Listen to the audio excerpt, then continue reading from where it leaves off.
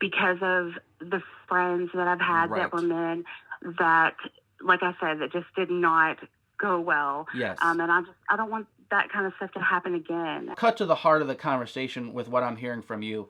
I think you're living out of your past. You're projecting past wounds from what other men did to you onto new men that have nothing to do with that. I think you should just do your best to work on what happened in the past and leave those problems with those men.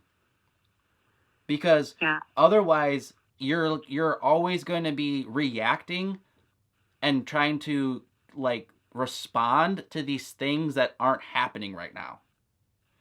You're continually responding to what happened in the past. So a lot of times like people will create a list of requirements or a list of desires, right? Your list. What do you want in a man? Or if a man, what do you want in a woman? And of course, as Christians, we know we want biblical qualities, but then they start adding other things. And this is a good example of that. I would like a guy who doesn't want to be friends and is just pursuing me outright. Okay. So that's a requirement that you may put on your list.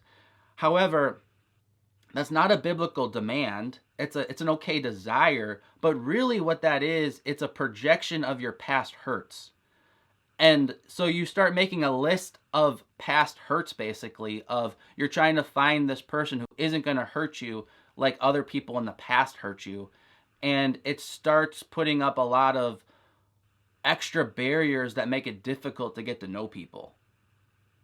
Does that make sense? Yes, you are spot on it, and I hadn't even realized that until you said that, until you Yeah. verbalized that, because it has been a lot of hurt from guy friends, and I was just like, whenever you said that, I was like, you know what, he is exactly right, Yeah. and because a lot of times we try to protect ourselves from past hurt, and so what Exactly. do? We shut ourselves off. I don't want that to happen again, so I better not be friends again with a Exactly, man.